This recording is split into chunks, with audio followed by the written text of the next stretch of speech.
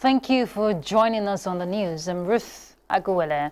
My sign language interpreter is Shagun Ajayi. We'll begin with the headlines. President Tinubu in Malabo, capital of Equatorial Guinea, for a 3-day official visit. Senate Public Accounts Committee frowns at non-appearance of agencies. Plus, floods triggered by torrential rains affect Central and West Africa with impact on more than 700,000 people.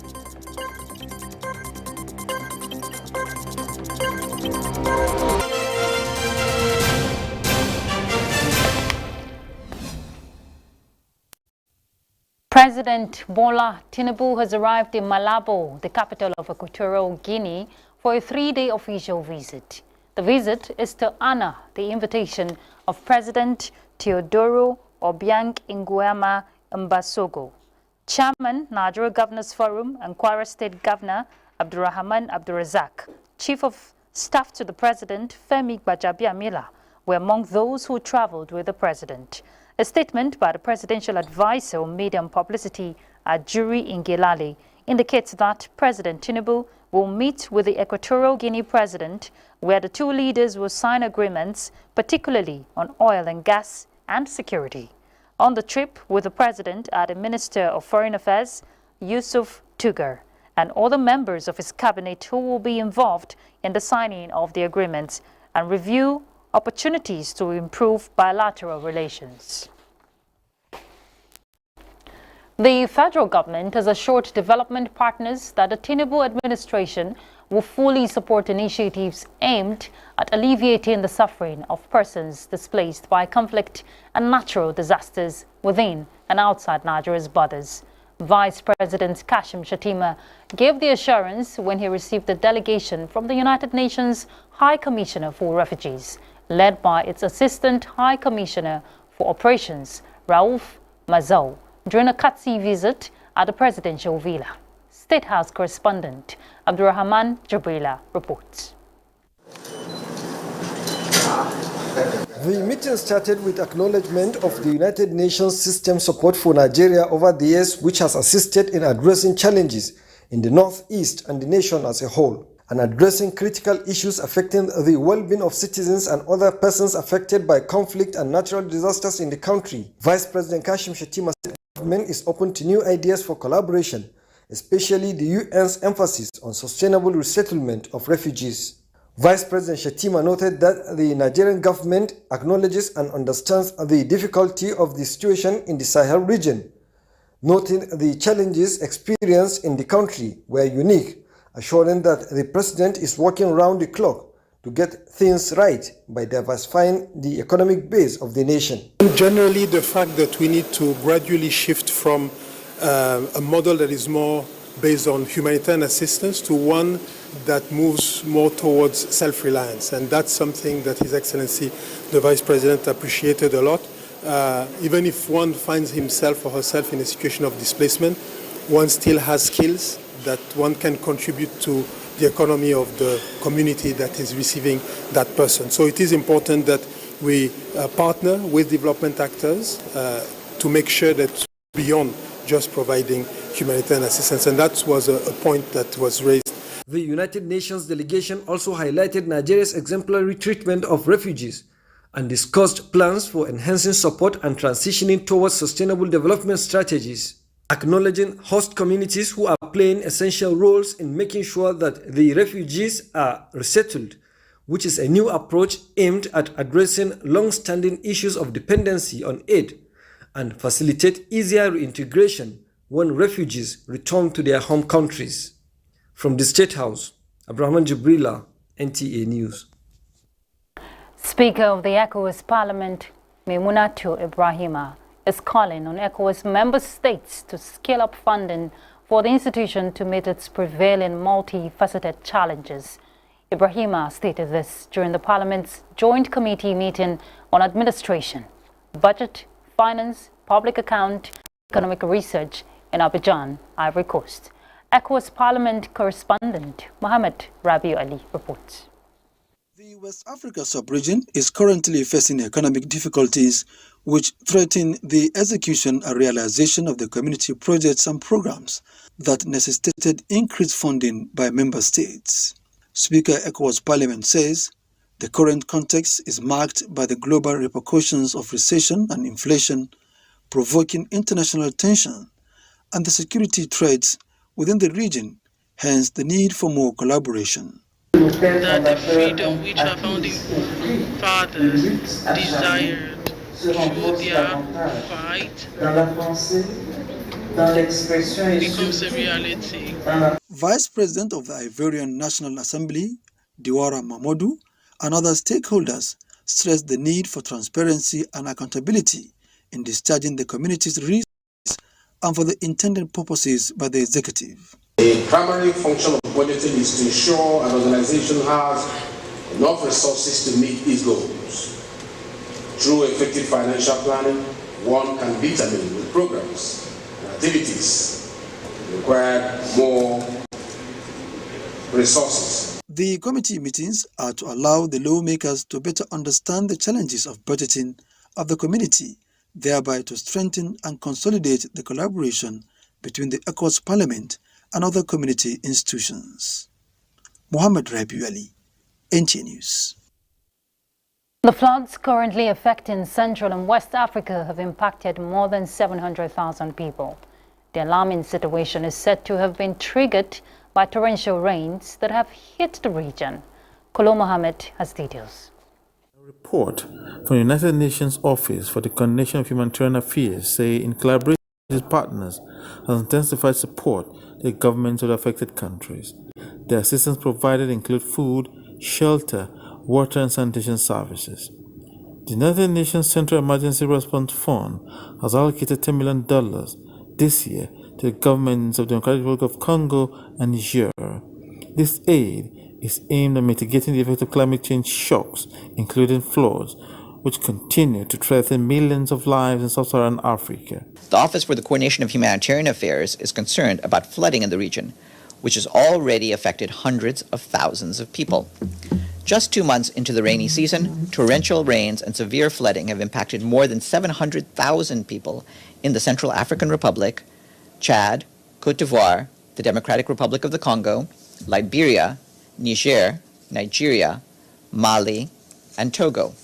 Climate change, described as the chief causative agent for flood and landslide, is also said to be responsible for drought. This is posing an existential threat to regional and continental food security. Kolo Mohammed, NTA News.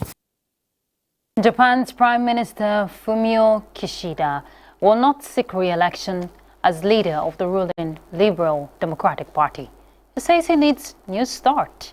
Here is Kolo Mohammed again with the details. The 67-year-old veteran is expected to step down as Prime Minister after the party elects a new leader in September. Support for Mr. Kishida, who has been Prime Minister since 2021, had fallen in the wake of a corruption scandal involving his party, rising living costs, and a slump in gain. His approval ratings had declined to 15.5% last month, the lowest for Prime Minister more than a decade. Mr. Kishida, at the press conference, said in the comprehensive election, it is necessary to show people that the Liberal Democratic Party will change. He says a transparent and open election, free as well as open debate, are important. The first easy-to-understand step that indicates that the Liberal Democratic Party will change is for him to step down, he said. Within the party, there are doubts whether Mr. Kishida can lead the Liberal Democratic Party to win in the next general election due in 2025. The party has been in power almost continuously since 1955.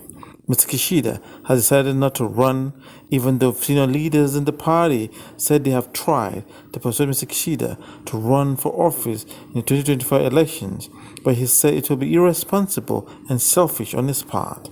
A member of Mr. Kishida's faction in the party called the decision very regrettable and unfortunate, given Mr. Kishida's good record in foreign and defense policies.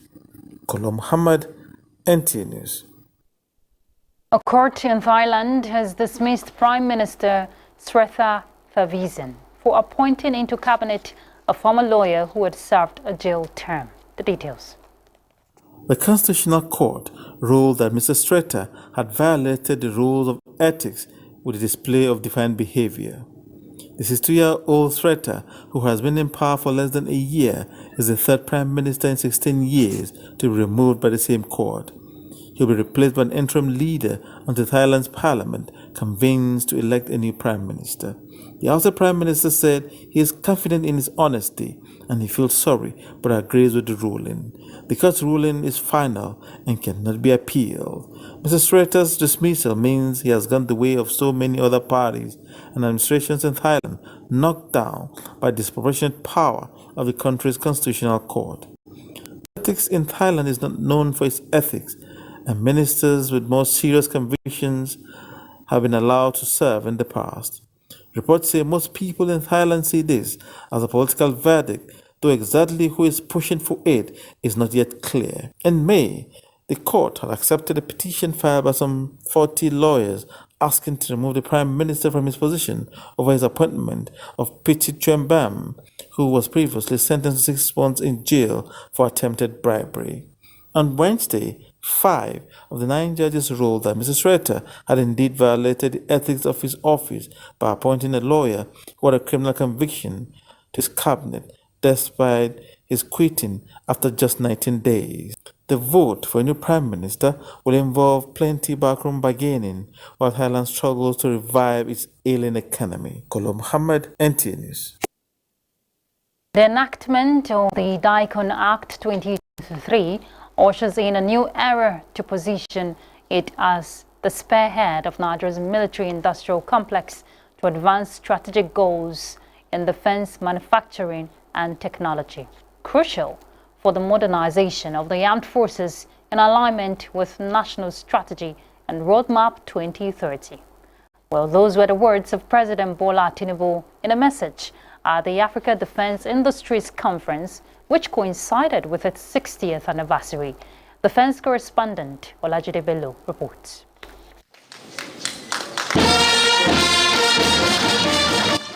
"60 years and still waxing stronger." Daikon has over the years grown in leaps and bounds with the newly automated production lines for various categories of ammunition, man-resistant ambush patrol vehicles, armored personnel carrier, drones and unmanned ground vehicles, with a view to provide the armed forces with advanced equipment tailored to our contemporary challenges, providing troops with the required advantage over adversaries. The proposed state-of-the-art micro motherboard processing facility will be the backbone of robotics and artificial intelligence innovations, leveraging resources from our newly inaugurated lithium development plant in Nasarawa State. This new legal framework empowers Daikon to operate with a greater autonomy and efficiency, enhancing its ability to meet the evolving defense need of our nation. The introduction of the Daikon Act 2023 is designed to address performance gaps within the military-industrial sector and to elevate Daikon to a prominent global position as envisioned by the founding fathers. As African nations continue to confront threats to peace and stability, it is essential that we work together to enhance our defense capabilities and foster regional cooperation. Over the decades, Daikon has evolved significantly, adapting to the dynamic landscapes of military technology and global defense trends. The Made in Africa Defense Industries Conference is a convergence of defense experts, industry leaders, policymakers and innovators from across Africa and beyond to foster collaboration and explore new frontiers in defense technology. Olajide Bello, NTA News. In other news, after 60 years, what appeared to some as an impossible dream of an established society of Nigerian broadcasters conceived by the founding fathers will now go down in the history book of broadcasting as a mission accomplished, with the 4th National Conference of Broadcasting underway in Abuja. Charles Alpha reports. On a day when they were meant to be in the field, they chose to be part of history. These seasoned broadcasters are imprinting their names on a lofty vision now being made manifest at a time modern journalism is evolving in a rapidly changing world, which presents both challenges and opportunities. From the surviving founding fathers to those running with their vision, whose roots stemmed from the Nigerian Television Authority (NTA), the message was clear, and it is about a renewed commitment. Let us renew our commitment to that only profession to which all of us are committed. This very great society is taking off. I therefore want to thank you most sincerely for that belief that you had in us. The Minister of Information, the Director General of NTA and Broadcasting Organization of Nigeria believe professionals at this first national conference of the Society of Nigerian Broadcasters can leverage the rise in digital platforms to empower voices that will address the problem of fake news. Your work is essential in shaping the narrative that guides public perception. The digital age is not only change now content in produce, but distribution and consume, but it has also redefined the economic landscape within which we operate. As broadcasters, we are tasked with navigating with these challenges. The key to success lies in our ability to adapt and change. Veterans on the panel x-rayed the political economy of Nigerian broadcasting in the digital age, media economy and management in knowledge-based economy, broadcasting content and credibility in the era of social media, among other issues. The two-day events will also feature special awards and an election that will usher in pioneer executive members. Charles Alpha, NTA News. The new head of the Civil Service of the Federation, DD Esther Wilson-Jack, has called on civil servants to give her all the support to build on the success of the immediate past head of service. We'll bring you that report just after the break. Welcome back. Now let's see how the new head of the Civil Service of the Federation, DD Esther Wilson-Jack, is settling in. Let's hear from Haman Jabani. The new head of the Civil Service of the Federation, DD Esther Wilson-Jack, started her civil service career as a state counsel in Rivers State in 1992, rising to the position of Solicitor General and Permanent Secretary, Ministry of Justice in Bayelsa State, and joined the Federal Civil Service in 2009, where she was appointed as Permanent Secretary in 2017 in the office of the Head of Service. Welcomed by the Permanent Secretaries, Directors and other staff of the office, the head of the Civil Service of the Federation thanked God and prayed for a successful tenure. DD Esther Wilson-Jack speaks on what the civil service should expect. To reinvigorate it using innovation and creativity to ensure that we have a more efficient and effective bureaucracy, and one that will deliver on the renewed hope agenda of this administration. On the reforms in the service, the head of service has this to say. For now, we'll be working basically on the reforms that are already on ground. We must sustain them. Definitely, we would like to increase the tempo, but we will sustain the reforms and know that we achieve the reforms as encapsulated in the Federal Civil Service Strategy and Implementation Plan 2025. She is a recipient of the National Honor of Office of Order of Niger and an alumni of National Institute of Policy and Strategic Studies, NIPS, Kuru. She is married with children. Hamman Jabani, NTA News. The Senate Committee on Public Accounts says it will not be frustrated by persistent evasive disposition of chief accounting officers of some ministries, departments and agencies of government to honor its invitation. Such agencies would soon bear the consequences. This is with regards to the non-appearance of the affected MDAs to respond to queries raised against them as contained in the Auditor General report. Briefing journalists on the development, the Senate Public Accounts Committee says the attitude of the agencies is contrary to the commitment of President Bola Tinubu to ensure transparency and accountability in the running of the business of government.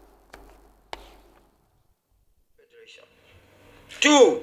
Nigerian Mining Cadastral Office. 3. Federal Inland Revenue Service. 4. Nigerian Upstream Petroleum Regulatory Commission, former DPR. 5. Nigeria Police Force. 6. Federal Ministry of Industry, Trade and Investment. 7. FCT Internal Revenue Service.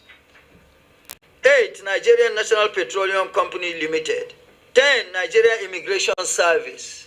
11. Federal Ministry of Women Affairs. 12. Ministry of Defense. 13. Nigeria Communications Satellite Limited and others. Committee resolves to consider and adopt the position of the Auditor General as reflected in the audit queries. On the judiciary scene, a two-day national seminar on the correlation between law and religion is underway in Abuja. Judiciary correspondent Austin Ayembe reports that the meeting, which brought together deans of faculties of law from the public and private universities in Nigeria, is geared towards promoting the study of law and religion in tertiary institutions. Organized by the Nigerian Institute of Advanced Legal Studies in collaboration with some universities with support from the Center for Law and Religious Studies, Brigham Young University, USA, the seminar seeks to look at the intersection between law and religion. This is because Nigeria is still grappling with how to manage religious diversity. The seminar will explain the concept of law and religion within the context of social justice, religious tolerance, and religious freedom as stipulated in the Constitution of the Federal Republic of Nigeria 1999 as amended.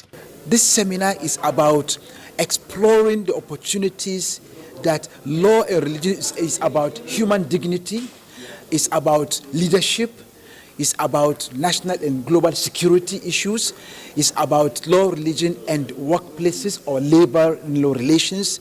So almost every aspect of human endeavor. One area Nigerians can explore to provide another perspective on how best to manage our diversity for peace and development of our country. We have been in this abyss for long because we have not provided the opportunity for us to go into a deep study of the basis of the crisis. They are already reflected in the Constitution of Nigeria, but it's important to have a free and fair judiciary that makes sure the provisions of the Constitution are upheld and respected. Speakers of the view that legal education in Nigeria must have religion factored into the curriculum, explaining the participation of more than 100 deans of law faculties who will review what the Nigerian Institute of Advanced Legal Studies has pulled together. In Abuja, Austin Ayembe, NTA News. The federal government is providing enabling environment for the Nigerian youth to actively participate in agricultural activities for their social and economic well-being. Ministries of Agriculture and Food Security and that of Education are to jointly equip the youths with relevant knowledge and equipment to farmers. Musa Baba Aliyu reports. Agriculture is the most helpful, most useful and most noble employment of man. These were the words of George Washington, depicting the importance of agricultural activities in the society. It is in this regard that the federal government is putting efforts towards empowering youths in agriculture. In line with the Renewed Hope agenda, we are putting in place all those programs that will remove the pain points the Nigerian farmers and in particular youths and women are complaining about. In order to sustain school farms clubs, it was the opportunity to catch them young and make them to develop interest in agriculture while they are undergoing their secondary school level of education. A number of youths will be trained in crop production, livestock and fisheries under the initiative. As you engage in the various activities and session planned for this convention, I encourage you to think critically, ask questions and seek solutions. You are the change makers who will revolutionize Nigeria's agricultural landscape. Remember, sustainability is a collective responsibility. Let us work together to create a brighter future for ourselves, our children, and generations to come. This is in partnership with the Nigerian Women for Agricultural Progressive and Development Initiative. Musa Baba Aliyu, NTA News. There's been an empowerment program, across 3 local government areas in Daura zone in Katsina State. Now, this initiative is led by Aminu Jamu, a member of the House of Representatives. Let's hear from Hussaini Suleiman.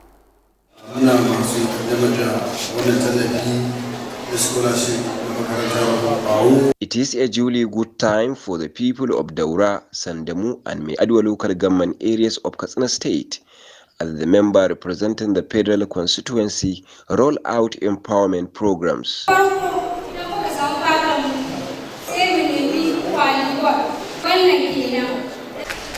From the student who back scholarship to read medical related courses, youths that are trained in shoe, bag making and leather works, to farmers who receive free bags of fertilizer, the ambience is that of hope and merriment. Yes, I feel very happy, and may Almighty Allah bless him and reward him with Jannatul Firdaus. Wannan zai karfafa mu zuwa cewa in je in karo irin su alawoyi da wasu biskit. Na yi farin ciki sosai wanda ban taba yin farin ciki irin wannan ba. Da wannan scholarship. The initiative has equipped more than 300 youth with skills that will enable them earn a living. All our constituencies in this country, they distribute this fertilizer 600 bags to their constituents. That is why we decide to come to our constituency to distribute this kind of fertilizer. It is very recommendable. So I am feeling for other elected members and other appointees to follow this empowering people. With this, the people of the 3 local government areas believe poverty and hardship will be reduced among them. In Daura, Hussein Suleiman, NTA News. That's the news. Thank you for your time. I'm Ruth Aguwele. My sign language interpreter is Shegun Ajayi. Bye.